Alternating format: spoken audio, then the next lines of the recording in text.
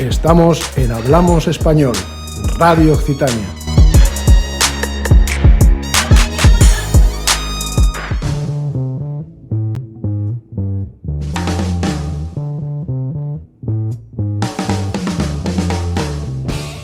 Hola, buenos días, soy Silvia Bernabeu. Hoy es domingo 1 de mayo y estamos en Hablamos Español, Radio Occitania. Podéis volver a escuchar nuestros programas en iVoox y YouTube, ya lo sabéis, y además podéis contactaros a nuestra dirección de email hablamosespanol31@gmail.com.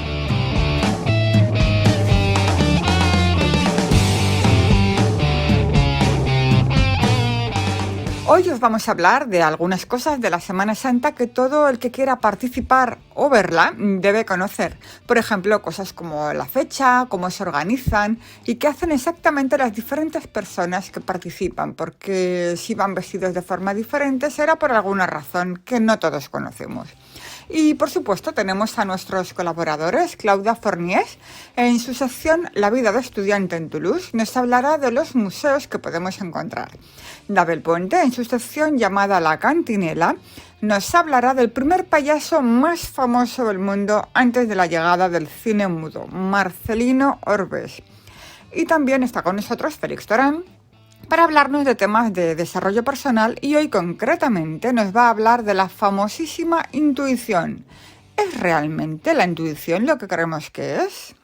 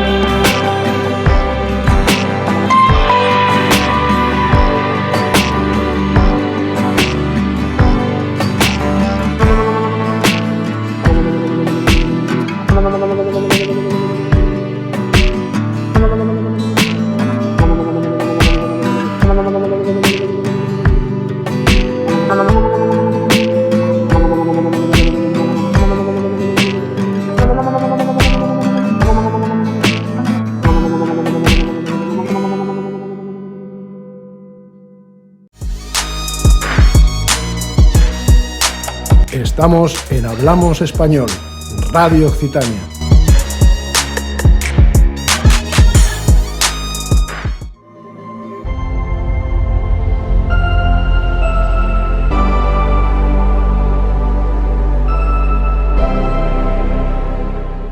Hoy os vamos a contar algunas cosas de la Semana Santa española que todos hemos oído hablar, por supuesto siendo españoles, pero también hay mucha gente que desde fuera quiere venir a conocer esta fiesta y que, bueno, pues vamos ahora a informar un poco, a contar las palabras clave que necesitamos para poder acercarnos y conocer un poquito mejor esta fiesta. Lo primero es deciros que esta es la fiesta más importante y más popular que se celebra en España. Es cierto que cada ciudad le da su personalidad a esta fiesta. Por ejemplo, no es lo mismo la Semana Santa que se celebra en Sevilla que la que se celebra en Santiago de Compostela. Y también deciros que la Semana Santa no tiene una fecha concreta, sino que cada año cambia. Suele ser en marzo o en abril. ¿Y cuándo comienza? Vamos a ver. La Semana Santa comienza el Domingo de Ramos y va hasta el Domingo de Pascua. El Jueves Santo y el Viernes Santo, por supuesto, son también muy importante.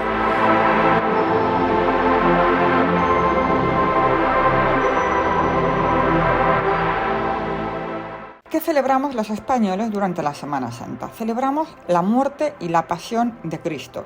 Y esto es muy importante si tenemos en cuenta que en España hay una fuerte tradición y religión católica. Hay algunas cosas que son básicas, algunas palabras que necesitamos conocer bien el significado, porque incluso siendo españoles, si no hemos ido a celebrar esta fiesta, pues puede ser que tampoco lo conozcamos. ¿Qué son las cofradías y las hermandades? Son las personas de un barrio o de una zona que se organizan en agrupaciones para hacer las procesiones. Estas procesiones salen desde diferentes puntos de la ciudad para llegar a la iglesia más importante. Según la ciudad puede ser una catedral. El paso es la superficie decorada con flores sobre la que se coloca una figura bíblica como a Cristo o a la Virgen y que representan la pasión o la muerte de Jesucristo. Delante del paso suelen ir los nazarenos o penitentes con el capirote, que es como una especie de capucha que acaba en punta, que seguro que hemos visto todos alguna vez, y suelen llevar una cruz o un cirio, y detrás del paso va siempre una banda de música.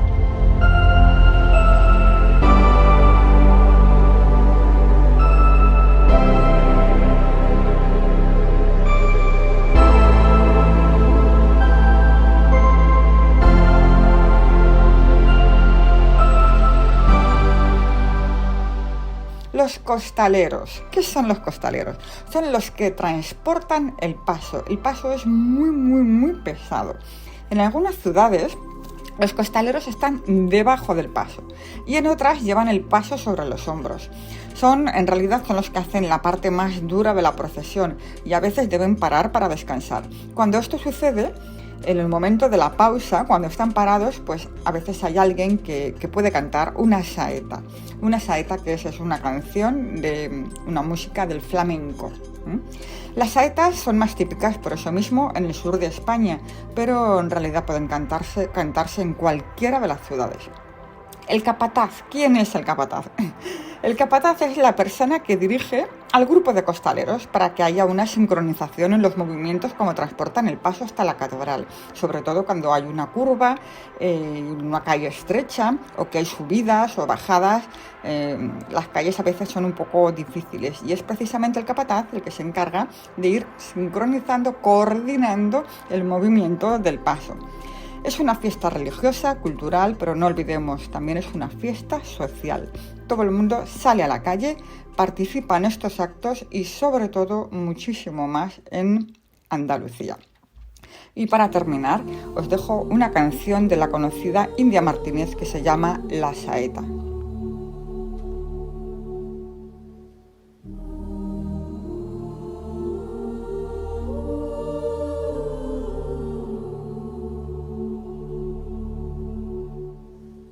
Me presta una escalera para subir al madero, para quitarle los clavos a Jesús el Nazareno.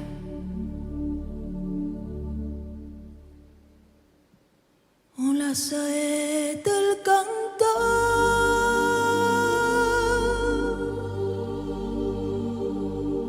al Cristo de los gitanos,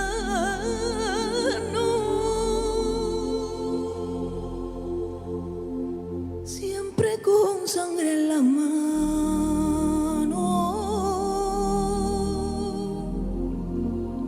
siempre por desenclavar.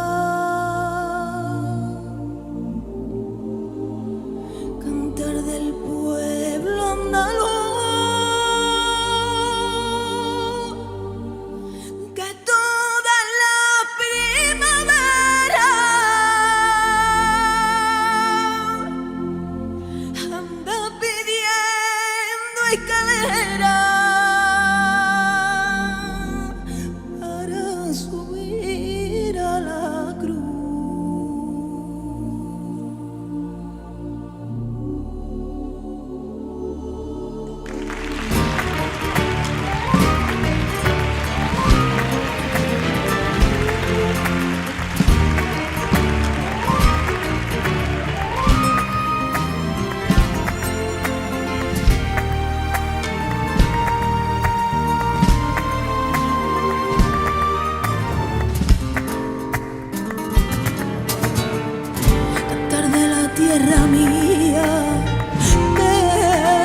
calle flores a Jesús en la agonía y en la fe de mis mayores.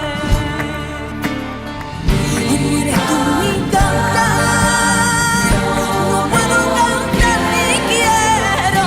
Es Jesús del madero y ese canto en la mar.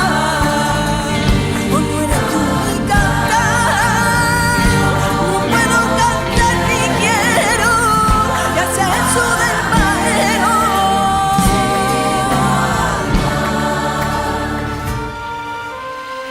No eres tú mi cantar, no puedo cantar ni quiero.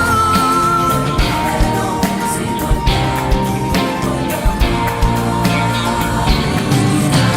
cantar, no puedo cantar ni quiero. Y ese Jesús del madero, si no es canto por la mar, si no es canto por la mar.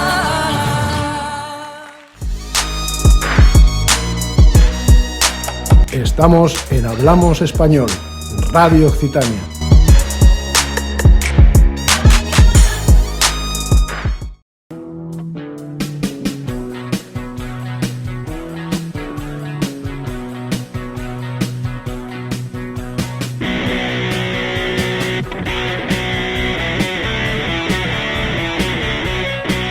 Tenemos con nosotros a Félix Torán, conferenciante y escritor de 19 libros sobre crecimiento personal y espiritual.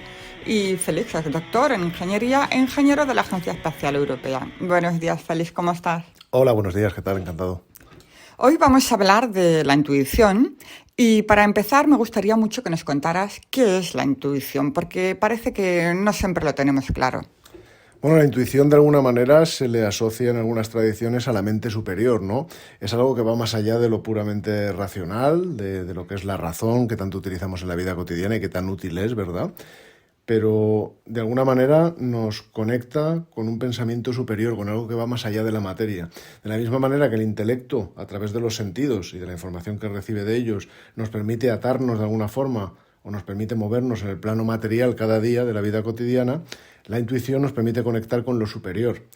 Pero ¿qué ocurre? La intuición viene como por ráfagas, son pequeños instantes de conexión con esa sabiduría infinita que va más allá de la razón, que es un contenido irracional que luego tenemos que interpretar, pero que llega. Lo que ocurre es que como la razón entra tan rápidamente, porque estamos tan acostumbrados a racionalizarlo todo, pues entonces cuando aparece una de esas ráfagas de intuición, enseguida metemos por medio la razón y cortamos, ¿no? Siempre pongo el ejemplo, ¿no? Por ejemplo, suena el timbre y la intuición te dice, no sé, por ejemplo, es Pepito.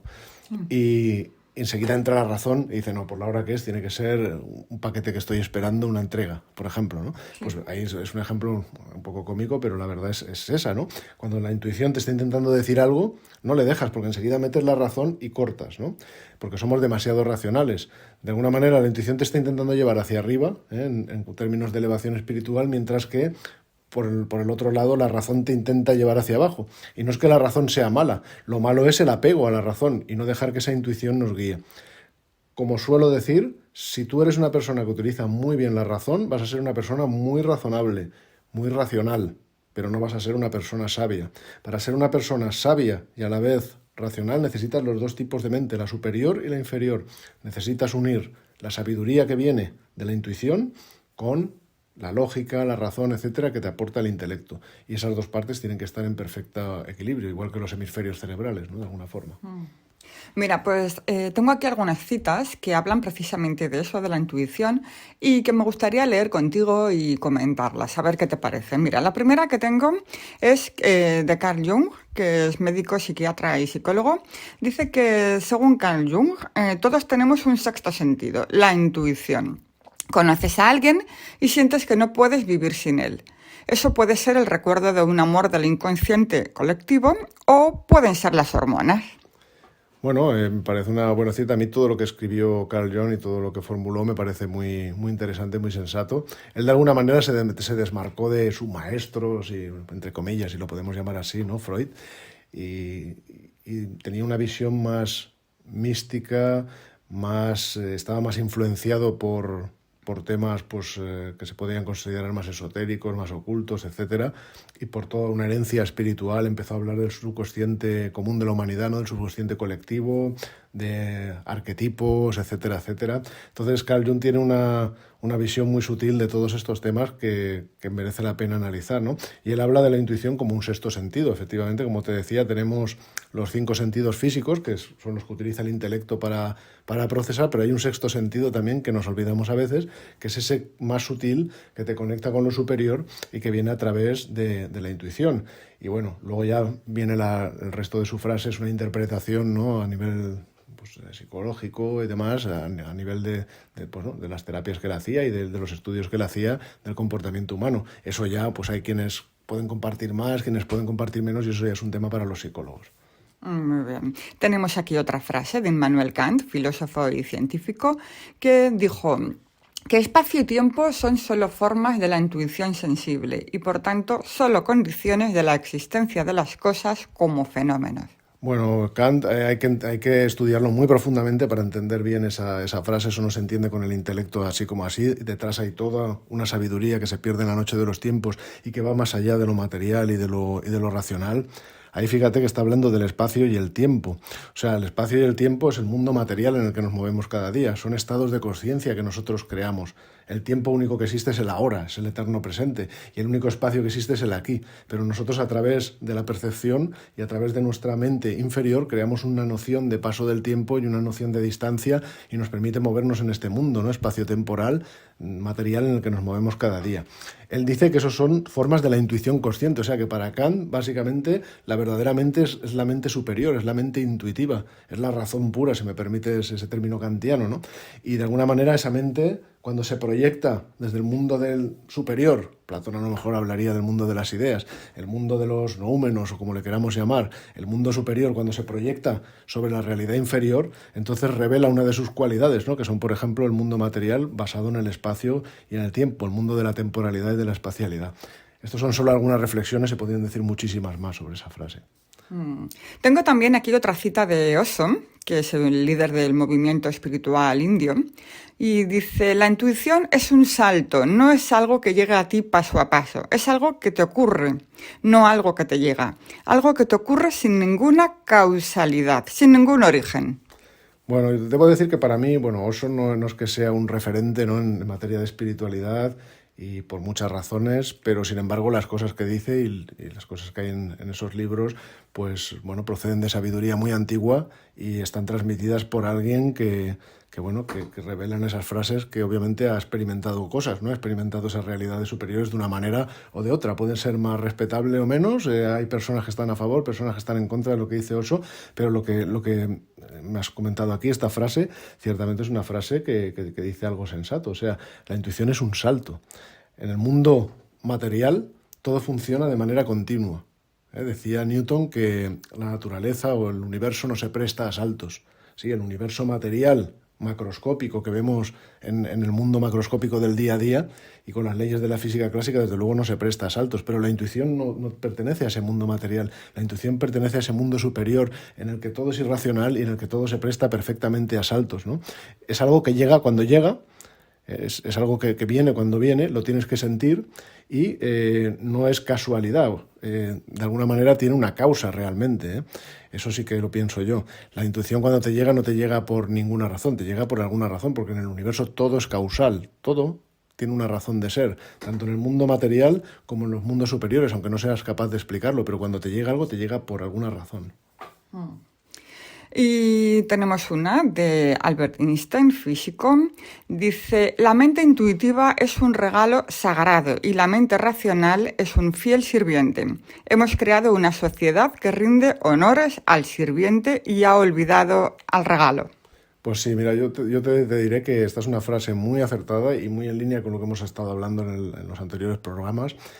Sinceramente, cuando yo veo una frase atribuida a Albert Einstein, 99% de las veces no me creo que lo haya dicho él, porque hay ese famoso, tendencia a atribuir a Albert Einstein frases para darles valor, frases que a lo mejor no son ni siquiera de su campo de competencia, pero sin embargo le pones la firma de alguien muy inteligente y que ha hecho unas aportaciones al conocimiento humano grandísimas en un campo y bueno, te sirve para justificar pues frases que a lo mejor no necesitan ni la firma de Albert Einstein para ser ciertas.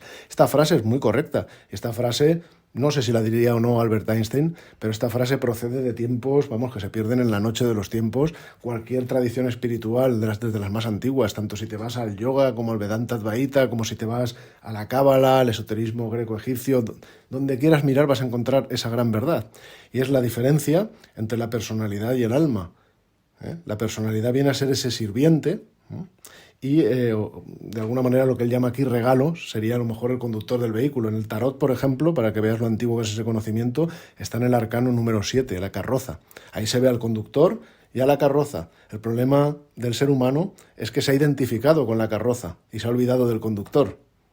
Y entonces todos los senderos de progreso espiritual lo que te llevan en primer lugar es a dejarte de identificar tanto con la carroza, es decir, con el mundo material, con los pensamientos intelectuales, con las ideas, etcétera, etcétera, con las emociones, y ponerte en el lugar de quien conduce realmente la carroza, porque ese eres tú en realidad en esencia. Así que eso es un conocimiento muy antiguo, y bueno, no sé si esta frase así tal como está dicha la diría Albert Einstein, pero es irrelevante de todas maneras. Vale. Y para terminar con una frase del empresario y magnate Steve Jobs, que dijo: ten el coraje de hacer lo que te dicen tu corazón y tu intuición. Pues sí, de nuevo, pues es una frase muy acertada, que no es nada nuevo, es algo que se pierde en la noche de los tiempos, nos lo han dicho los sabios de todos los tiempos y podrás encontrar miles de citas, pero bueno, ahí tienes la voz de alguien, ¿no?, que ha triunfado, un visionario que llegó muy alto, ¿no?, y que siguió precisamente esa máxima. Y fíjate lo que llegó a crear y lo que tenemos en nuestras manos cada día y cómo usamos esa tecnología, y bueno, tiene toda la razón. Hay que tener coraje para hacer lo que te dicen tu corazón y tu intuición. Ahí donde tienes el regalo que decía esa frase anterior, pero cuidado, no te olvides tampoco de la carroza, que decía yo antes, es decir, todo eso, la intuición la tienes que recibir y tienes que tener el coraje, pero después tienes que actuar, y para eso tienes que utilizar tu inteligencia, tienes que utilizar tus emociones, tienes que utilizar tu vehículo físico, tu acción, etcétera. O sea, las dos cosas deben estar, como decía la frase anterior, en perfecto equilibrio. La carroza debe servir al conductor. De nada sirve un conductor solo sin carroza y una carroza sola sin conductor. Y esa es la clave. Bueno, pues muchas gracias, Félix. Hay una cosa que me gustaría también aclarar contigo, que a veces decimos que una persona es muy intuitiva o que tiene mucha intuición, otras veces decimos lo contrario, que no es nada intuitiva. ¿Es posible trabajar y desarrollar la intuición para afinarla o mejorarla? Bueno, es que unas personas no son intuitivas o no intuitivas. La intuición no es una cosa o una condición que puedas crear o nueva que tengas que introducir en ti. La intuición es conectar con algo que ya está en ti. Lo que pasa es que estamos desconectados de esa intuición en un grado u en otro. O sea, no se trata de crear algo nuevo, sino de retornar a algo que es completamente natural y de lo que lamentablemente los seres humanos, por la situación actual y por identificarnos con el plano material, como decían las frases anteriores, pues nos hemos separado. Entonces, trabajar para desarrollar la intuición en realidad no es eso. Lo que hay que desarrollar o para lo que hay que trabajar es para recobrar la conexión natural que nos pertenece por derecho con esa intuición. Y entonces no hay nada que afinar ni nada que mejorar. Lo que tienes que afinar y mejorar eres tú. Es todas esas barreras que nosotros mismos nos creamos. Nosotros mismos con nuestra mente, que no para de hablar como un mono parlanchín, ¿verdad? Como hacen algunas metáforas, las emociones, todo ese jaleo que se produce en el vehículo inferior, no deja que el vehículo superior se exprese. Y es así como hay que trabajar, hay que purificar y regenerar ese vehículo inferior, emociones, pensamientos, el cuerpo físico, la vitalidad, para que se ponga al servicio de lo superior. Entonces la intuición será lo más natural, se expresará a través de ti. Tenemos entonces que eliminar todo lo que no nos deja ver, percibir bien la intuición. ¿Eliminar o intentar...? Hay dos cosas que hacer. O sea, es como que si tú quieres que una lámpara luzca mejor, pues le metes más amperios, ¿no?, para que brille más, si te lo permite, y luego le quitas el polvo que hay encima que no deja salir la luz, ¿no? Sí. Pues ese quitar el polvo de alguna manera equivale a trabajar ese vehículo inferior, trabajar tus emociones, trabajar el desapego de lo material, trabajar la salud, por supuesto, porque tienes que tener un vehículo vital en buen estado, y un vehículo físico, que practiques ejercicio, que descanses, etcétera. Todo eso es muy importante dentro de las posibilidades. Tratar de tener el mejor vehículo físico posible, que cada uno sea capaz, hacer por lo menos cada uno de su parte, tener el mejor vehículo vital posible, porque sin salud difícilmente vas a poder servir a lo superior, ¿verdad? Y bueno, también un cuerpo emocional que no esté en una constante batalla de polaridades ahí, que seas un ser completamente emocional, que sea pasional, apasionado, etcétera, ¿no? Que se deje llevar por todo lo inferior, porque entonces difícilmente lo superior va a poder hacer nada. Hay que calmar ese mundo emocional, pero luego también hay que tener una mente en la que tú no te apegues a tus pensamientos y en que los pensamientos estén orientados hacia lo superior. Entonces ahí todo ya se pone en su sitio. La intuición le habla a tu mente, la mente trabaja con las emociones y además está alineada con lo que llega de la intuición, que siempre está bien alineado. Por lo tanto, lo pasional y apasionado de las emociones se vuelve compasivo, se vuelve amoroso, se vuelve otro tipo de emociones diferentes y esas emociones dan lugar a unos actos diferentes. Y como es arriba, es abajo. Al final todos esos cuerpos se van alineando. Y esa es un poco la idea. Bueno, pues muchísimas gracias. Gracias por tu sabiduría, perdón, y por compartirla con nosotros. Muchas gracias, un abrazo.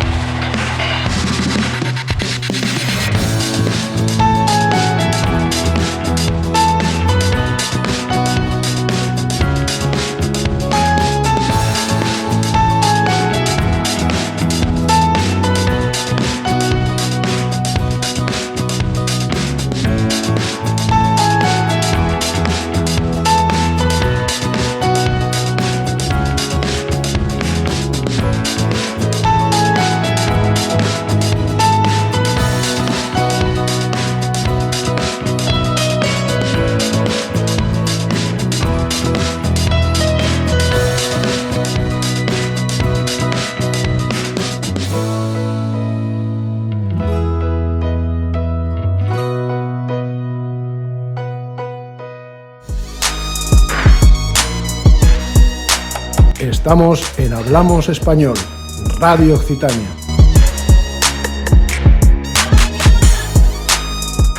Y ahora seguimos con Dabel Puente Oces.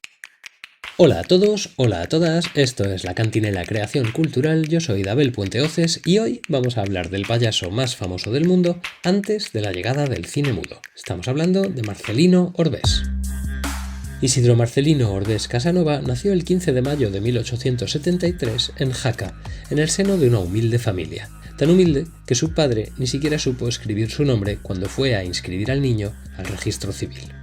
Este año, 2022, se cumplen 95 años de la trágica muerte del clown Marcelino. Y es que Marcelino Orbés tuvo una faceta pública de un éxito tan descomunal como quizá no lo haya tenido ningún otro payaso del siglo XX, exceptuando a los que se lanzaron a hacer cine, por supuesto.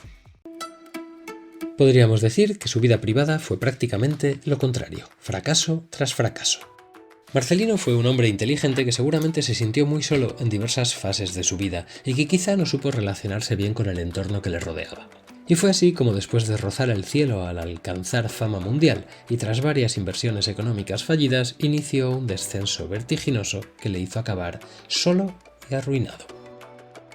Sus inicios fueron en el circo tradicional como acróbata en una pequeña carpa ambulante que recorría su Aragón natal. Pronto pasó por los mejores circos de la época, sumando a sus números sus cualidades cómicas. Estuvo en el Circo Alegría en España, en el Cirque Carré en Francia, en el Hengler de Holanda y en el Lockhart del Reino Unido, hasta dar el salto a los teatros. A finales del siglo XIX, en Gran Bretaña se convirtió en la estrella del Hippodrome de Londres, el mayor teatro de Europa.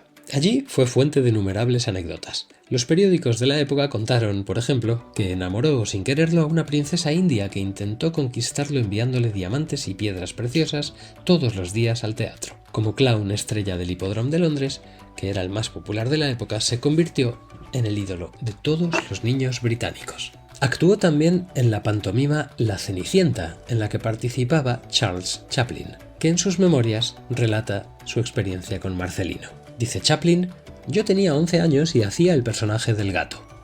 Marcelino corría detrás de mí como un perro y caía sobre mi espalda mientras yo bebía leche. El público se retorcía de la risa y sin embargo Marcelino se quejaba de que yo no arqueaba la espalda lo suficiente como para suavizar su caída». También compartió escenario con Houdini, entre otras estrellas, y su marcha a Nueva York causó una gran tristeza entre los niños británicos, como reflejó la prensa de la época con un unánime «Marcelino, no te vayas» en todos los titulares de los mayores diarios.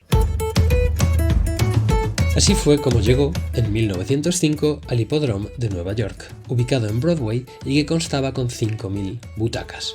Ofrecía los mejores números de artistas estadounidenses y europeos y cuentan que Marcelino Orbés fue contratado de por vida como payaso con un salario de $1.000 a la semana, aunque para confesarlo todo hay dudas sobre la existencia de tal contrato. Su espectáculo se presentó en 2 funciones diarias 5 días a la semana. Durante su puesta en escena, Orbés, en su personaje de Marceline, actuaba como un mimo augusto acróbata que no usaba palabras y solo emitía silbidos. En el famoso libro Who is Who in Comedy, del historiador Ronald L. Smith, se recupera una vieja crítica que hicieron sobre las cualidades artísticas de Marcelino y que os resumiré en breves palabras.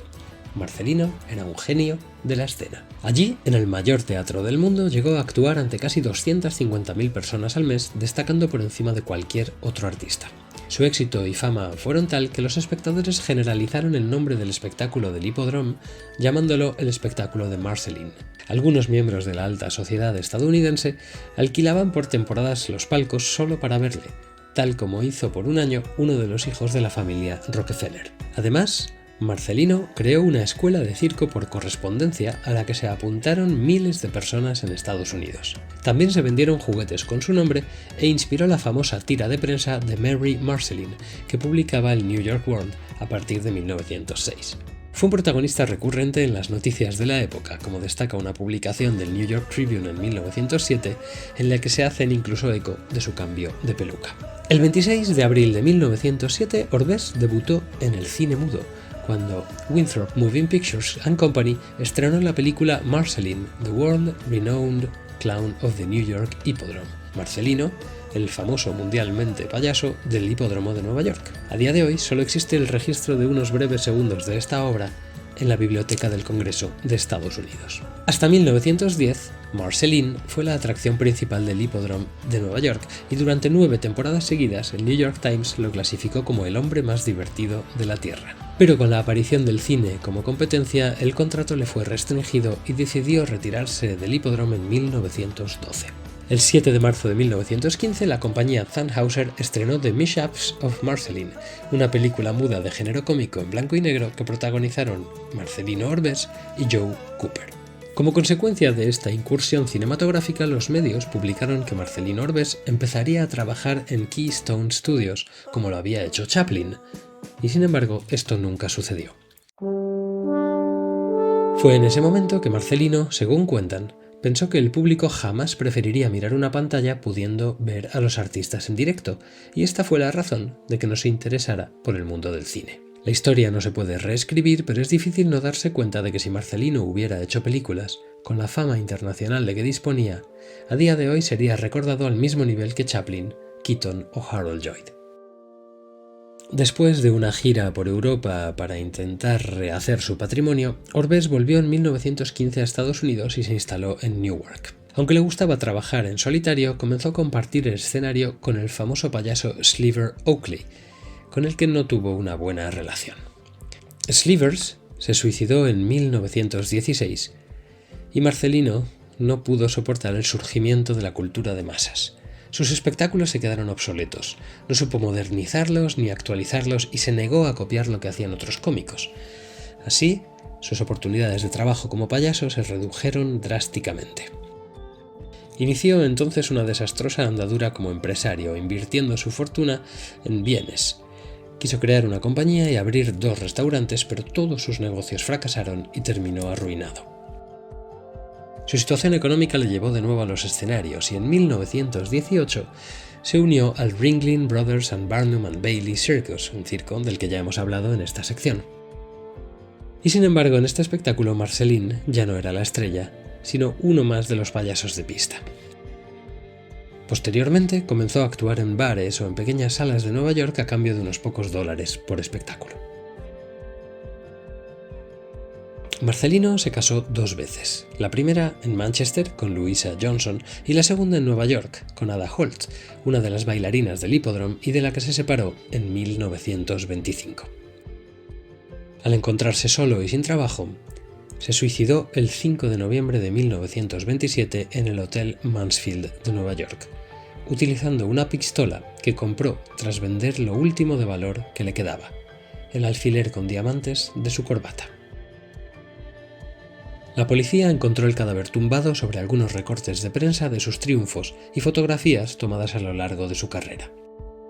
Al momento de su muerte, Orbés contaba con un patrimonio de $6. La noticia apareció en las portadas de The New York Times y The Washington Post. Fue enterrado en el cementerio de artistas de Kensico gracias a la Asociación Nacional de Vaudeville, que se hizo cargo de los gastos.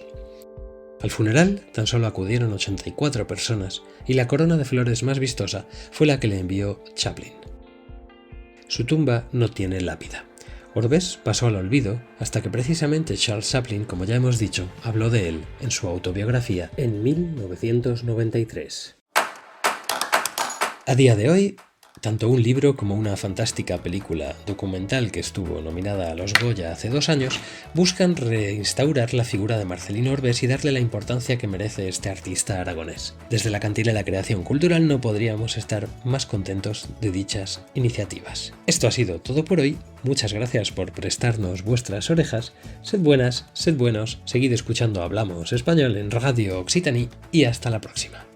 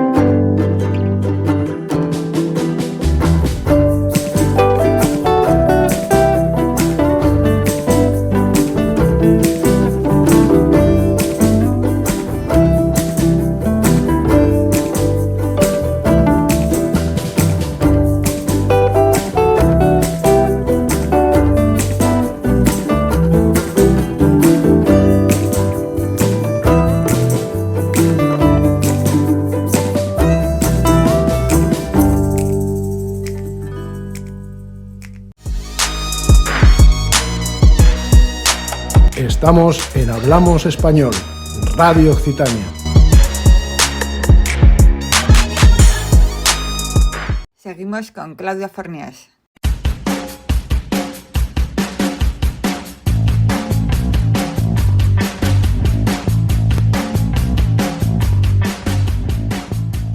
Buenos días Silvia y buenos días a todos nuestros oyentes. Bienvenidos un día más a la sección La vida de estudiante en Toulouse. En el capítulo de hoy vamos a seguir viendo las diferentes posibilidades relativas a la cultura que nos ofrece la ciudad, pero esta vez nos concentraremos en los museos. Aunque no se vean a simple vista, en Toulouse hay muchos museos abiertos al público sobre temas muy variados e interesantes. Así que vamos a hablar de los distintos museos que se pueden visitar en Toulouse desde un punto de vista de estudiante, es decir, que vamos a ver las ofertas y los descuentos que nos ofrecen y qué museos pueden ser los más interesantes para esta población.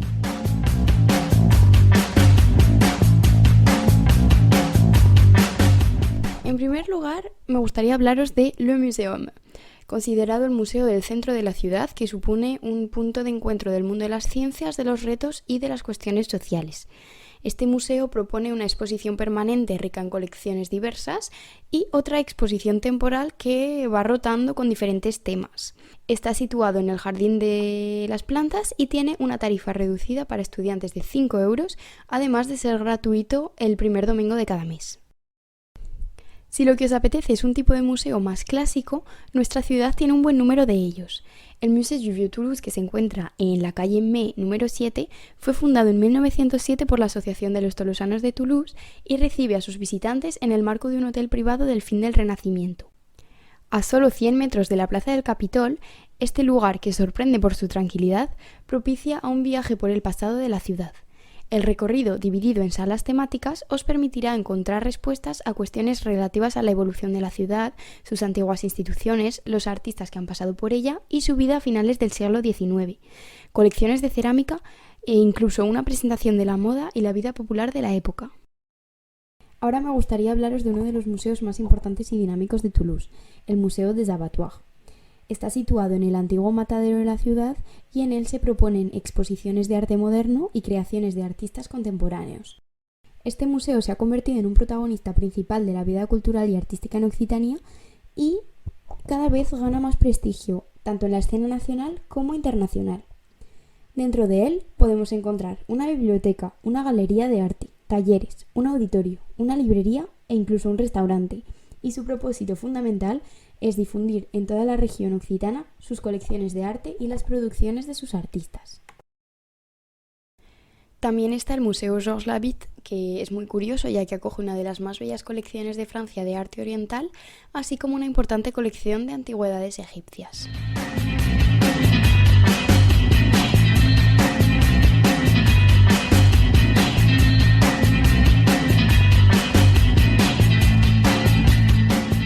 Otro museo fundado por un coleccionista es el de Paul Dupuy, que contiene una maravillosa colección de artes gráficas y decorativas del sur de Francia. Destaca especialmente un conjunto único de dibujos de Languedoc italianos y una colección de relojería antigua de rango internacional. Las colecciones son de acceso libre para los estudiantes, presentando su carnet de estudiante, y también se pueden beneficiar de una tarifa reducida de 2 euros para las exposiciones temporales. Otro gran museo es el de Saint-Rémy, dedicado a la arqueología, que presenta Toulouse y su región en tiempo de los galos y de los romanos. Asombrosas esculturas, verdaderos cómics en piedra que cuentan las pruebas de Hércules, el Superman de la antigüedad, o un paseo por un antiguo cementerio, son varias de las cosas que podréis hacer en vuestra visita. Entre los grandes temas explorados por el museo está la relación entre la arqueología y la cultura pop, lo que da lugar a exposiciones sorprendentes. Y lo mejor de todo es que la entrada es gratuita para estudiantes y está situado en la Place Saint-Sernin, en el centro de la ciudad. Si cambiamos la arqueología por las bellas artes, nos encontramos con el Museo de los Agustinos, al que nos podemos acercar paseando cerca del Garona. Aquí se alberga un fondo de esculturas medievales, románicas y góticas, junto a una colección de pintura de mucho nivel. Todo ello instalado en un antiguo convento medieval, cuyos edificios están clasificados como monumentos históricos. Actualmente se encuentra inmerso en un proceso de renovación que durará posiblemente hasta 2024, lamentablemente, pero no pasa nada porque se pueden observar sus obras y seguir sus conferencias en la página web a través de Internet. Un museo muy curioso que podemos encontrar en nuestra ciudad es el Musée de l'Affiche, el único de este tipo que hay en Francia, dedicado a la cartelería, las cartas postales y el arte gráfico. Sus documentos trazan la historia de la iconografía y el grafismo popular y se encuentra en el barrio de Saint-Cyprien.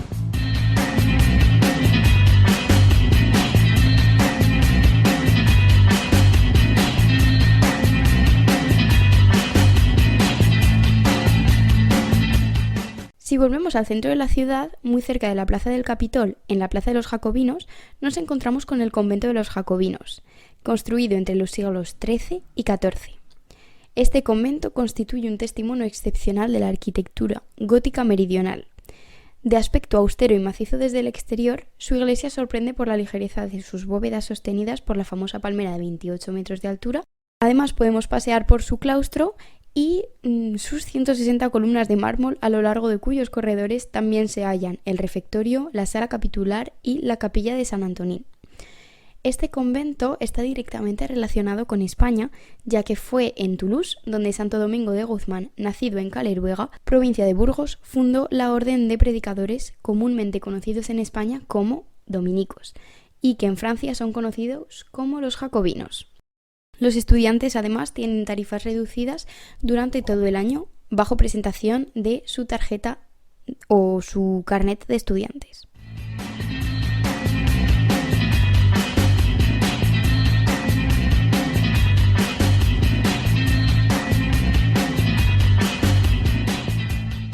El último museo del que me gustaría hablaros hoy es de la Fundación Bamberg.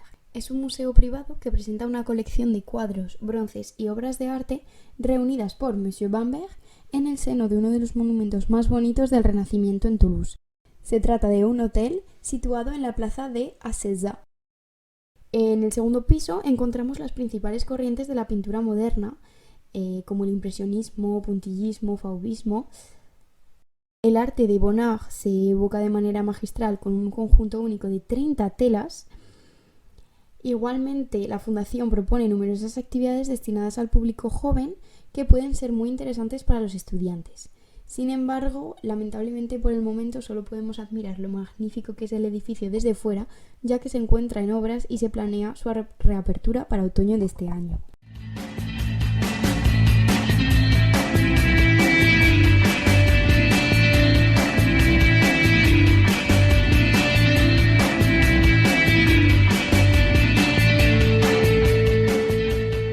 Estos son todos los museos de los que os quería hablar hoy, pero para que os hagáis una idea, esto no es ni una quinta parte de los lugares culturales que se pueden visitar en Toulouse. Pero no os preocupéis, porque ya hablaremos de ellos en los siguientes capítulos. De momento, podéis visitar los museos que os he presentado hoy, que son bastantes. Esto es todo por hoy.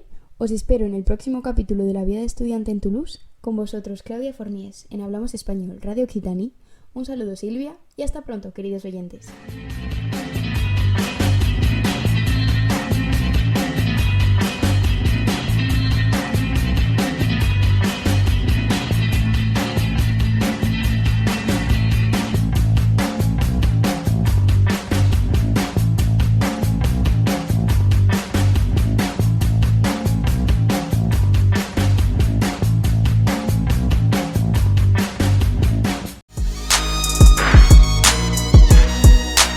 Estamos en Hablamos Español, Radio Occitania.